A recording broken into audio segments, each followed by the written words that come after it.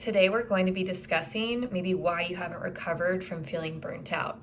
So when my patients come in and they're telling me that, usually they're chronically fatigued, no matter how much sleep they've gotten. They don't sleep well throughout the night. Maybe they fall asleep easily, but they wake up. Or they try to lie in bed at night, falling asleep, and they have trouble falling asleep. So they get like a second wind of energy. Maybe you are now starting to have some digestive issues like bloating, stomach pains. You just don't feel like you're digesting things well. Or maybe you're having low mood, you're really irritable. Maybe you have some anxiety, maybe you have brain fog. These are all things that I would categorize as burnt out. And maybe even you're an athlete and you're not performing as good as you used to, and you just don't feel like you have that same drive or kick, which this affects a lot of people, right? So I see this a lot in moms, especially postpartum moms, because of all the surge in hormones that they had during pregnancy and then the drop once they delivered. I do see this a lot in athletes. I see this a lot in like high performing individuals. I see this in people who have a hard time like regulating emotions, which, you know, we all do struggle with at some point. People who push themselves really hard. There's also some habits that can contribute to feeling burnt out. So, like I said, people who push themselves really hard. Maybe you are taking lots of workouts. You wake up at 5 a.m. every morning and get your workout in, and you have a full day at work, and then you go to sleep at night and you don't sleep that well. When that cycle continues, your body needs a rest period, so you can end up feeling really burnt out, especially if you're not supporting properly. So like I said, same thing with athletes and with moms. So different things that do contribute to that are high performance, lots of caffeine intake. I see this a lot with any type of person. We tend to really rely on caffeine to give us that extra boost in performance during the day. And it's not always the best thing. And it's going to push different stress hormones, like cortisol in particular, that could end up causing us to feel this burnt out feeling over time, since cortisol pushes that pathway. Since caffeine pushes that cortisol pathway, excuse me. Another thing is eating foods that your body has a hard time digesting, like processed foods, like high sugary meals. I don't mean fruit, but those types of things can cause inflammation, which when you have an inflammatory process that also stimulates this production of cortisol. Like I said, overtraining can do this. Overthinking, people pleasing, not being able to let things go, constantly having your mind running. This is why I love like meditation or some type of practice where you slow down and really tune in to what your body is feeling. Other symptoms that I see with burnt out or this burnt out feeling is getting lightheaded, especially when you're going from sit to standing, especially if that's consistent. You want to find someone to help you individually find the correct support. Getting missed periods, like for my girls out there who are cycling, and if you don't get your cycle every month, that's a sign that your hormone levels are lower and you need some support in that way. Chronically burned out, like you feel like you cannot get out of bed.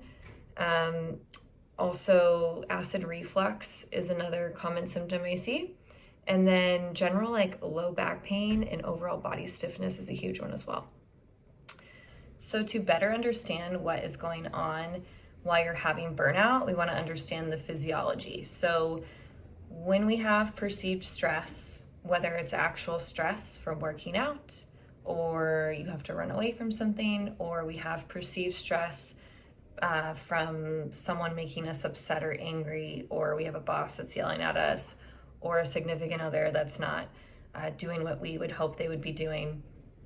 These things trigger your hypothalamus to then send a signal to your pituitary gland Your pituitary gland sends a signal to your adrenal glands that sit on top of your kidneys, and these glands secrete lots of good, beneficial stress hormones that help us get ready for the fight or flight responses, right? So when I say it's a good response, it's really good until we have this pathway getting fired too often.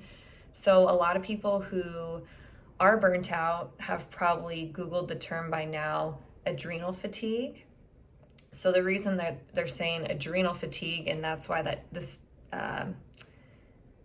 name is debated, is because it's actually an HPA axis dysfunction. So that's hypothalamic pituitary adrenal axis dysfunction. And the dysfunction means that it's being overstimulated, and that overstimulation is actually depleting the body of nutrients and things that would help our body create more hormones that we need to feel better. So you'll actually see this with women who are in a low hormone status state. A lot of times it's from this HPA axis dysfunction. I'm not saying it's the only thing that causes that, but typically this pathway is involved since your HPA axis is stimulated when you're working out, when you need to run away from something, when you are drinking lots of caffeine, when you're eating inflammatory foods, when you need to be more alert. There's lots of reasons for this. Oh, when you are fighting off an infection, because it's actually like a pro-inflammatory response as well. Pro meaning like a good inflammatory response that's helpful. So when we don't know how to manage emotions, which we have all been there, don't know how to manage our emotions properly, we keep overtraining, over-exercising, over-stressing the system in general, and we keep firing up that pathway, we can end up in a burnt out state. So ways to properly support this. First of all, I want to just say that if this is you and you're one of the people who feels like you can't get out of bed every day, you've kind of lost like motivation for life, you are irritable, you don't even really want to like be around people now, like you're in a bad state, please go see a healthcare provider. I'm located in Orange County, who can help you better manage this and give specific support for you. General, and I'm going to say more basic things you can do are take things like adaptogens. Adaptogens are specific herbs that help our body adapt to stress.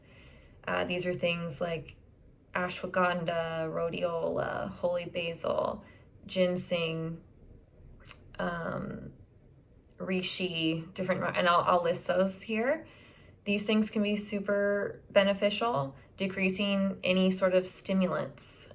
So for a lot of people that I see who are taking Adderall, coming off of Adderall is highly beneficial to help this pathway not get so overfired. So same with caffeine, same with any other sort of stimulants that you may be partaking in. And then finding ways to manage your overall stress and how you perceive your environment. This sounds easier said than done. Everyone's like, yeah, of course I can manage my stress, or yeah, okay, I meditate. A lot of people that come to me and they're meditating, they'll sit for 5 minutes and they're thinking about how stupid it is that they're sitting here meditating and all these other things they need to do on their to-do list. So really something like that takes a lot of practice and patience, and give yourself some grace when trying to implement these strategies into your daily life. Getting outside is super important. Getting vitamin D is really beneficial. I'm also going to link one of my favorite supplements for this in particular, especially if you have like acid reflux, like I mentioned earlier, because it has something else in that will help with that while you're also helping reduce the stress on the HPA axis. Sleep is super important. If you're super bottomed out and fatigued, sleeping in, like if you can, until like 9 a.m. is super beneficial. I realize most people start work at 9 a.m., but sleep in as long as you can, especially if you're in this chronic fatigued state. So maybe skip your morning workout and sleep instead. What else? Being around people who actually uplift you and give you lots of support. Eating more fruits and vegetables. Fruits is really key because when we have this firing of our HPA axis, in order to create the hormone called cortisol, which we've heard about a lot, you actually utilize vitamin C in order to make that hormone. So that's also why, if you're really stressed, sometimes that's when you're more prone to getting sick because you're depleting your vitamin C levels in your body. So giving yourself vitamin C as much as you can, and that's through fruits and vegetables. Also, you can supplement. And yeah, so like I said, to reiterate, there are different levels of adrenal exhaustion or HPA axis dysfunction. So getting with someone that could properly identify which level and state you're in will really help you get better quicker and hopefully like resolve your issues and get you feeling better and getting back to what you want to do in life. And sometimes, just to mention, with those different phases, different supplemental support goes along with those, which is why the adaptogen support I just mentioned may not be enough, and as along with those lifestyle factors and along with different nutrition habits.